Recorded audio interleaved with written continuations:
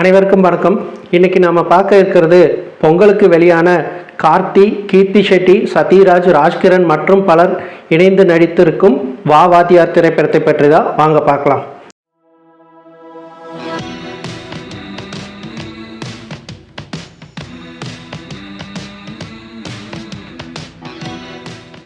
இந்த படத்தை பீஸாவில் தொடங்கி தீயா வேலை செய்யணும் குமார், சூதுகவும், ஜிகர்தண்டா போன்ற பல காமெடி படங்களை இயக்கிய நலன் குமாரசாமி இயக்கியிருக்காரு.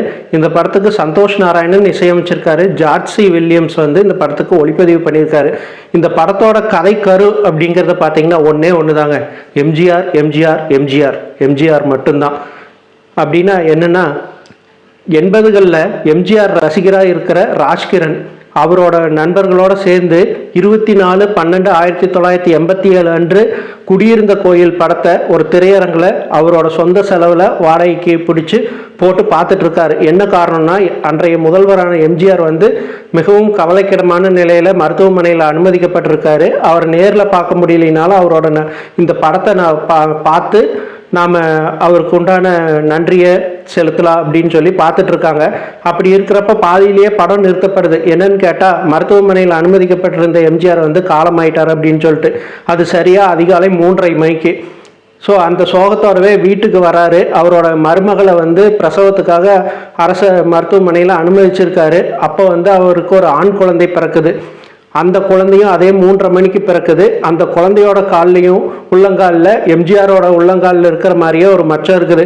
அதனால் வாத்தியாரே திரும்ப நம்மளுக்கு பேரனா பிறந்துட்டாரு அப்படின்ற ஒரு கனவோட அவரையும் எம்ஜிஆர் மாதிரியே ஒரு நல்ல மனிதராக உருவாக்கணும் அப்படின்னு சொல்லிட்டு சின்ன வயசுலேயே சிலம்பம், வால் சண்டை அப்படின்னு எல்லாத்தையும் கற்றுக் கொடுத்துட்டு அநியாயத்தை தட்டி கேட்குற மாதிரி ஒரு ஆளாக வளர்த்திட்டு இருக்காரு.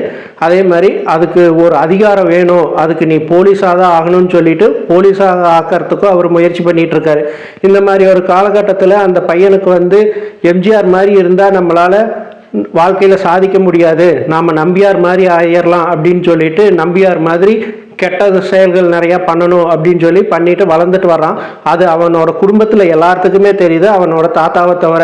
இப்படி இருக்கிறப்ப அவர் வளர்ந்து ஒரு போலீஸ் அதிகாரியாக இருக்கிறப்போ ஒரு பெரிய மனிதரோட மகளை ஒரு கொலை குற்றத்திலிருந்து, அதாவது ஆக்சிடென்ட் பண்ணி ஒரு மனுஷரை கொன்றாங்க அந்த பொண்ணு.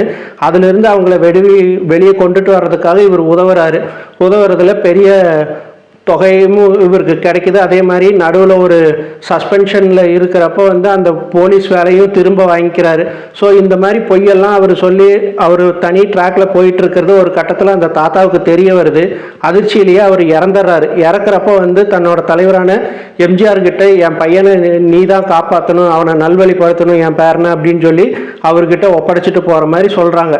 ஸோ இறுதியில் எம்ஜிஆர் அந்த பையனை திருத்தினாரா இல்லை அந்த பையன் தன்னோட போக்குலேயே போனாரா அப்படிங்கிறதா இந்த கதை.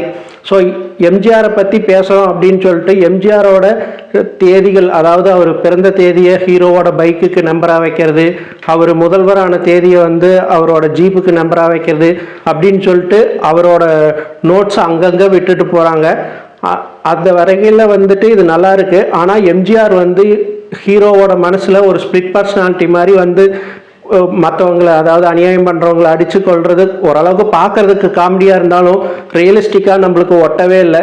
அதே மாதிரி நிறையா தெருக்கூத்துகள் எல்லாமே எம்ஜிஆர் மாதிரி வேஷம் போட்டுட்ருக்கிற பல கலைஞர்கள் தமிழ்நாட்டில் இருக்காங்க. ஸோ அவங்க எல்லாத்தையும் ஸ்க்ரீனுக்கு முன்னாடி இந்த படத்தில் கொண்டுட்டு நிறுத்தி இருக்கிறது கொஞ்சம் சிறப்பாக இருக்குது.